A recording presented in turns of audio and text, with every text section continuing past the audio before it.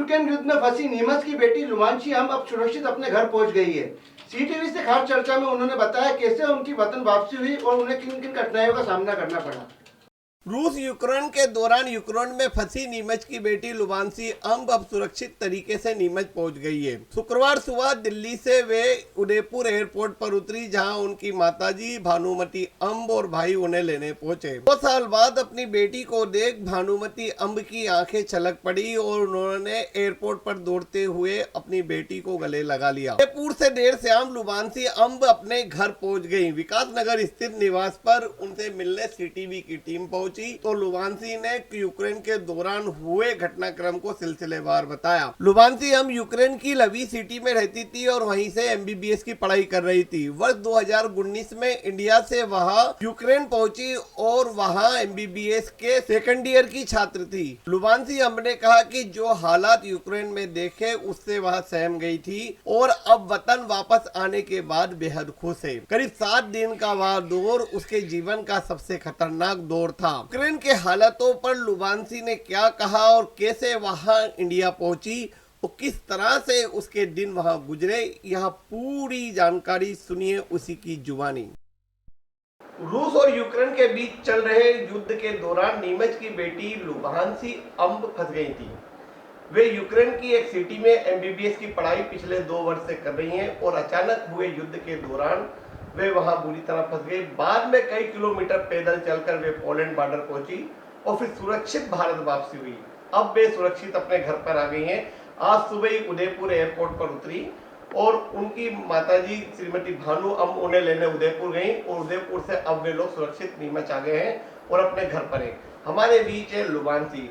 आइए जानते हैं कि लुबांसी का यह दौर कितना कठिन था, कितना संघर्ष उन्होंने किया और क्या उन्होंने ये सोचा था कि युद्ध की हालत बनेंगे।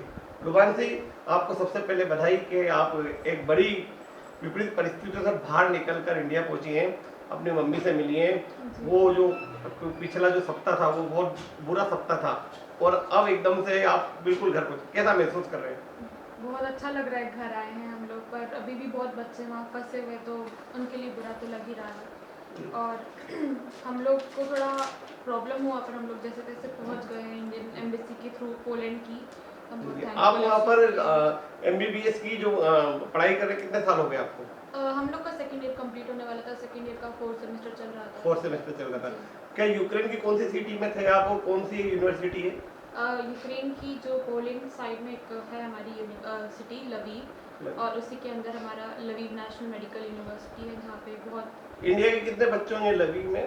कुछ 17 से 18 हज़ार बच्चे हैं। जी।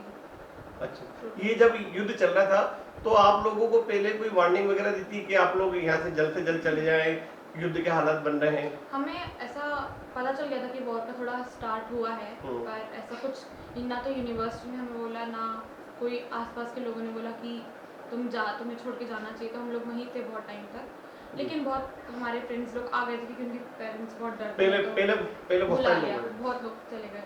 अच्छा। तो हम लोग ने भी फिर जब थोड़ा सीरियस मैटर हुआ तो हम लोगों ने सोचा कि हमें भी जाना चाहिए। तो हम लोग यूनिवर्सिटी जो मैनेजमेंट है उन्होंने आपको जाने की स्वीकृति दे दी या मतलब अफरा तफरी का माहौल रहा कि बच्चे भाग भाग के निकलने लगे, इसी हालत बने? हमारी सिटी में ऐसा कुछ नहीं हुआ क्योंकि वहाँ पे कुछ ऐसा माहौल नहीं था, कुछ हमला नहीं हुआ, तो हम लोग सब शांति से वहाँ रह रहे थे। लेकिन जब पता चला कि में ऐसा बॉम्बिंग और शेलिंग हुआ है तो फिर हम लोग को बोला गया कि अभी तुम लोग को घरों में रहना है। तो हम लोग सामान वामान सब खरीद के आए और घरों में रहे बहुत टाइम। कर्फ्यू के हालत थे लवी में? हाँ, कर्फ्यू कुछ टाइम तक था, लेकिन ऐसा कुछ एयर साइरेंस बज रहे थे लेकिन कुछ अटैक का कुछ नहीं था उस टाइम वहाँ पे। कर्फ्यू लग गया। नहीं तो वहाँ से लवी से निकलने से पहले यूनिवर्सिटी की अनुमति ली थी अपन ने? यूनिवर्सिटी ने हमें कीव पे हमला होने के बाद कुछ टाइम बाद बोल दिया था कि अभी तुम्हारा 2 हफ्ते का छुट्टी है। हाँ। तो उन्होंने बस इतना ही बोला, उन्होंने ऐसा कुछ नहीं बोला कि तुम घर जाओ या ऐसा बोलो। जी। आपकी बैचमेंट के कम से कम कितने इंडियन होंगे? इंडियंस तो बहुत थे, मतलब अभी इस साल भी जो आए थे फर्स्ट ईयर वो भी थे और हमसे बड़े जो सीनियर्स हैं वो भी बहुत थे, पर बहुत निकल गए थे तो इतना कुछ आइडिया नहीं। क्योंकि हम लोग जब पोलैंड क्रॉस करे तभी 600 प्लस बच्चे थे, लेकिन वो सिर्फ लवी के नहीं थे, दूसरी जगह के भी थे, टर्नोपिल और दूसरी सिटीज़ की। अच्छा, क्या हुआ फिर आप जब यूनिवर्सिटी से निकले तो किस तरह से सफ़र तय किया? कि आपने पोलैंड का वीज़ा लिया, फिर पोलैंड बॉर्डर पे पहुंचे, कितने किलोमीटर पैदल चले, थोड़ा सा विस्तार से बताएं।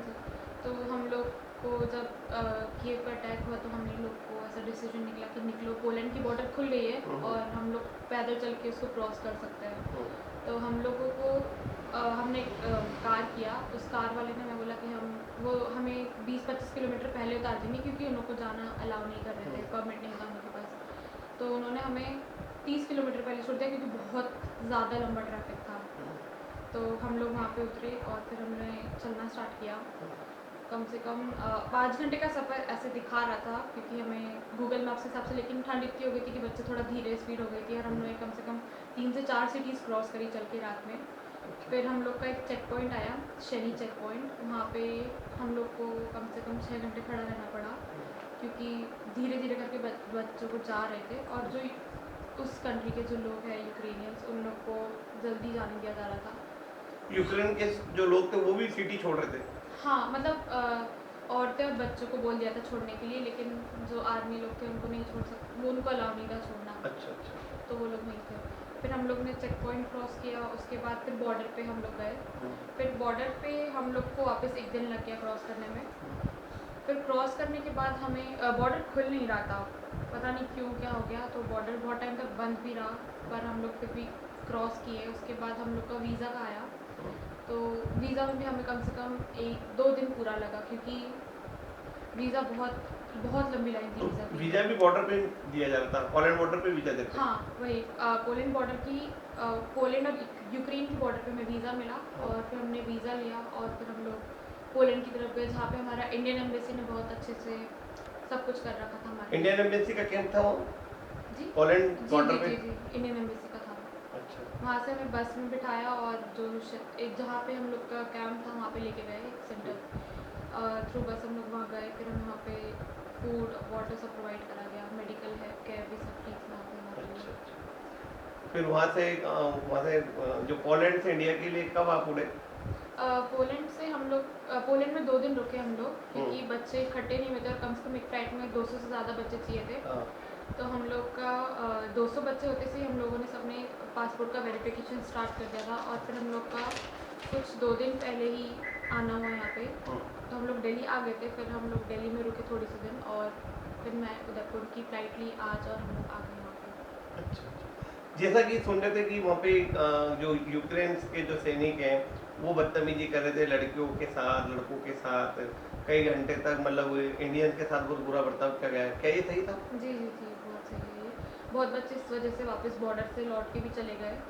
अच्छा। और लड़कों को तो पहले भी कर ही रहे थे, लेकिन फिर लड़कियों को भी मारने लगे उन लोग तो। यूक्रेन के सैनिक? जी जी। हाँ जी। ऐसा कह रहे थे कि तुम्हारी गवर्नमेंट ने हमारा साथ नहीं दिया तो हम तुम्हारा साथ क्यों जाएं, ऐसा कुछ?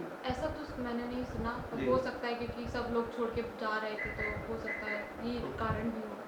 लेकिन हाँ, वो लोग का थोड़ा था कि हम लोग के साथ ऐसा कर रहे थे और हमारे साथ के अलावा जो नाइजीरियंस जो दूसरी कंट्री के लोग थे उनके साथ भी ऐसा हो रहा था। अच्छा अच्छा। तो कितना किलोमीटर का 30 किलोमीटर आप पैदल चले? 30 किलोमीटर तो हम चले ही और उसके अलावा हमें और जो चलना पड़ा वो कुछ 10 तो 40 तक तो हमने चला ही। अच्छा। जो कहीं धमाके की आवाज़ लवी सिटी के आसपास या कहीं कोई ऐसा अफरा तफरी का माहौल, दहशत, डर, ये सभी देखा होगा आपने? मतलब ऐसा आवाज़ें तो नहीं आई थी क्योंकि, लेकिन हम लोग के एयर सायरन्स बजते थे। अच्छा। तो हमें अलर्ट रहने के लिए पूरे टाइम बोलते रहते थे हम लोग ने, तो ध्यान तो कहीं बंकर वंकर में भी रहे आप लोग? जी, हम लोग को ऐसा एक दिन मॉर्निंग में न्यूज़ आया कि तुम लोग का कुछ अटैक हो सकता है तो तुम लोग बंकर्स में चले जाओ। तो फिर हम लोग एक दिन बंकर में रहे पूरा। अच्छा। यूनिवर्सिटी कैंपस में बंकर हुआ? नहीं नहीं नहीं, एक हमारे अपार्टमेंट जहाँ पे हम लोग रहते थे उसी के पास में बहुत सारे बंकर्स है, तो वहाँ पे यूक्रेनियंस लोग के साथ हम लोग वहीं बंकर्स में थे। अच्छा। यूक्रेन और कौन कौन से कंट्री के लोग थे वहाँ पे? यूक्रेनियन है, नाइजीरियंस थे, इंडियंस थे, पाकिस्तानी थे और कुछ मोरक्कन थे और मिडल ईस्ट के ज़्यादा लोग थे वहाँ पे। Middle east. लुबांसी की इंडियन गवर्नमेंट से अपील है कि यूक्रेन से एमबीबीएस कर रहे बच्चों की पढ़ाई अब इंडिया में ही निरंतर जारी की जाए, जिससे वे अपने वतन में ही रहकर डॉक्टर। आखिर क्या कारण है कि आपको वहाँ पढ़ाई के लिए जाना पड़ा? क्या इंडिया में इस तरह की फैसिलिटी नहीं है? देखिए, अभी हमारे नीट में 21 लाख बच्चे बैठते हैं, सीट 70,000 है, तो ठीक है, हम बच्चों को अपना टाइम वेस्ट नहीं करना रहता, इसलिए लोग जाते हैं वहाँ पढ़ने। यही रीज़न है कि हम लोग सब वहाँ गए और वहाँ का पढ़ने का जो है स्टडीज़ का लेवल भी अच्छा है। अच्छा, तो वहाँ से जो बच्चे एमबीबीएस करके आते हैं उनको इंडियन गवर्नमेंट मान्यता देती है? हाँ, ऐसे तो हम जितने भी बच्चे हैं वो सबको नेक्स्ट एग्ज़ाम एक है जो देनी पड़ेगी, अच्छा, जो वो यहाँ के बच्चों को भी देनी ही है हम लोग के साथ में, तो वो लोग हमें वो चीज़ हमें पास करनी है, फिर हम इंडिया में पढ़ सकते हैं। अच्छा। अब जैसे आपका एमबीबीएस का सेकंड सेम पूरा होने वाला था, बाकी की पढ़ाई के लिए आप भारत सरकार से क्या उम्मीद करते हैं? यही कि हम लोग को अब यहाँ पे या तो सीट्स प्रोवाइड करके हमें कॉलेजेस में डलवाए, जो हमारे साल, हम कोई नहीं चाहेगा कि साल इतना बर्बाद होए, तो वही चाहेंगे कि हम लोग को यहाँ कि पे आपका colleges में एमबीबीएस जाए। कंटिन्यू हो जाए। जी, और उसी सालों में जिसमें हम लोग हैं, ऐसा नहीं कि अब तो हम पहले साल से वापस स्टार्ट करें, ऐसा ये उसी साल में तो। अच्छा, इस पूरे एपिसोड के दौरान आपकी मम्मी से कितनी बार बात हुई? और आपके जो मोबाइल, कई बार इधर मम्मी बहुत परेशान थी, टीवी पर खबरें देख रहे थे, तो किस तरह का तनाव था? हम लोग को जब पता चला कि ऐसा है तो हम लोग ने पहले तो पेरेंट्स को कॉल किया है कि हम लोग निकल रहे हैं पोलैंड के लिए, ये सब है, तो बीच बीच में एक दो बार कट गया था क्योंकि हम लोग को भी टाइम नहीं मिल रहा था, क्योंकि हम लोग को फटाफट जल्दी चल के फटाफट क्रॉस करना था, तो जितना हो सका उतना कम बात करी। लेकिन हम लोग पोलैंड पहुंचने के बाद हमने हाँ फिर बिल्कुल कॉन्टैक्ट में रहे, लेकिन उससे पहले इतना बात नहीं हो पाया था। अच्छा, तो अब घर आके कैसा महसूस कर रहे हैं? हाँ, बहुत अच्छा। अपनी बेटी की घर वापसी पर लुबांसी की मां भानुमति अम कहती हैं कि वे किस्मत वाली हैं जो उनकी बेटी हमारे बीच है लुबांसी की मदर श्रीमती भानुमति अम, जो कि पंजाब नेशनल बैंक में है। वे सुबह उदयपुर एयरपोर्ट से अपनी बेटी को लेकर नीमच आई है। आइए जानते हैं, जब आपने पहली बार उदयपुर एयरपोर्ट पे देखा होगा, करीब 2 साल बाद आप अपनी बेटी से मिली होंगी, तो किस तरह का महसूस किया? बहुत अच्छा लगा मुझे अपनी बेटी से मिलकर, भगवान का धन्यवाद दिया। तो चलो राजी खुशी अपनी बेटी अपने घर वतन वापस लौटी है।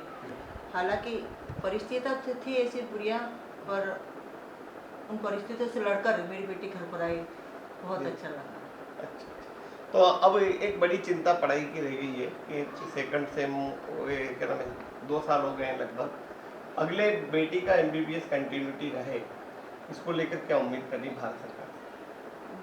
भारत सरकार से उम्मीद करते हैं कि बच्चों का भविष्य को देखते हुए जो बच्चे वहाँ पर रह रहे हैं उनका कंटिन्यू यहाँ चालू कर दिया जाए। यही आशा करते हैं कि उनका भविष्य साय में भी बचेगा उनका, और अपने अच्छे भी रहेंगे। जी, तो आप थे लुबांसी और उनकी मदर, जो कि बेहद खुश है और एक बड़े संकट से गुजरकर करीब 7 या 8 दिन की जो विपदा थी यूक्रेन में, उसको झेलते हुए आप सुरक्षित घर वापसी हुई है और उनका पूरा परिवार खुश है। और भारत सरकार से यही उम्मीद करते हैं कि उनकी पढ़ाई निरंतर जारी रहे और वे अपने एमबीबीएस की डिग्री को क्लियर करें। सीटीवी के लिए प्रथम सिंह के साथ राकेश सोनी। लुबांसी अम्ब की घर वापसी पर उनकी मां भानुमति अम्ब ने सहकारिता मंत्री उदयलाल आंजना, सांसद सुधीर गुप्ता, नीमच विधायक दिलीप सिंह परियार, कलेक्टर मयंक अग्रवाल, एसडीएम ममता खेड़े और नीमच के यादव महासभा का हृदय से आभार व्यक्त किया है, जिन्होंने लुबांसी के घर वापसी को लेकर प्रयास किए।